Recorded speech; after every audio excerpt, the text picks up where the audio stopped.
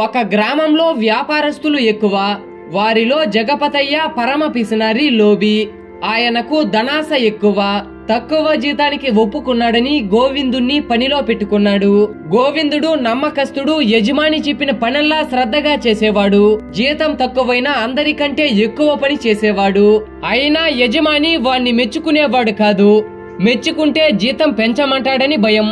పైగా గోవిందుణ్ణి అదుపులో ఉంచాలని అస్తమానం వాణ్ణి దేనికో దానికి తిడుతూ ఉండేవాడు.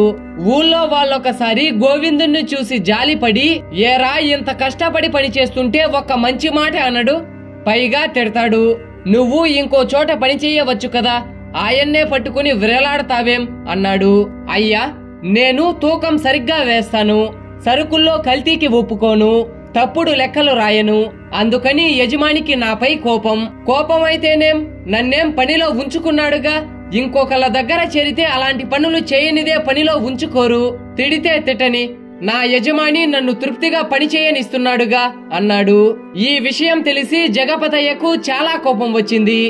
ఆయన గోవిందుణ్ణి పిలిచి, అక్కడికి నువ్వు మంచివాడివి, నేను మోసగాన్ని, ఇదేనా ఊరందరికీ చెబుతున్నావు? గోవిందుడు వినయంగా తల వంచుకుని, నేనిలా అని ఉంటే నా బుద్ధి బయటపడినట్లు, నా మాటల ప్రకారం ఊరి మీద ఉన్నట్లు లేదు, లేకుంటే మీ సరుకు రెట్టింపు అమ్ముడు పోదు కదా అని అడిగాడు.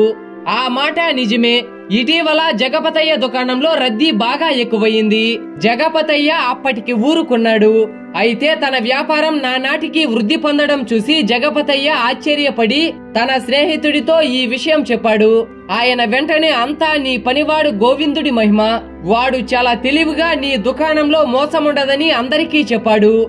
వాడు నీ దుకాణంలో ఉన్నంత కాలము నీ వ్యాపారానికి డోకా ఉండదనుకో అన్నాడు. గోవిందుడికంత తెలివి ఉండదనుకోను. వాడు కావాలనే నా గురించి చెడుగా చెప్పాడు. వాడి వల్లే వ్యాపారం వృద్ధి మాటైతే ఇంకెవరైనా ఎక్కువ జీతం ఇచ్చి పనికి పిలవలేకపోయారా? లేక వాడే నన్ను జీతం పెంచమని అడక్కపోయేవాడా అన్నాడు జగపతయ్య. ఆ సంగతి నాకేం తెలుస్తుంది, అడిగి తెలుసుకో అని జగపతయ్య స్నేహితుడు వెళ్లిపోయాడు. కుతూహలం పట్టలేక తన సందేహాలను గోవిందుడు ముందు బయట పెట్టాడు. గోవిందుడు నవ్వి, అయ్యా, యజమాని మోసగాడు కాదంటే ఎవరూ నమ్మరు, అందుకే అలా అందరికీ చెప్పాను. నేను మీ దుకాణంలో ఉన్నంత కాలం, మీరు నన్ను తిడుతున్నంత కాలం మీ దుకాణం రద్దీగా ఉంటుంది.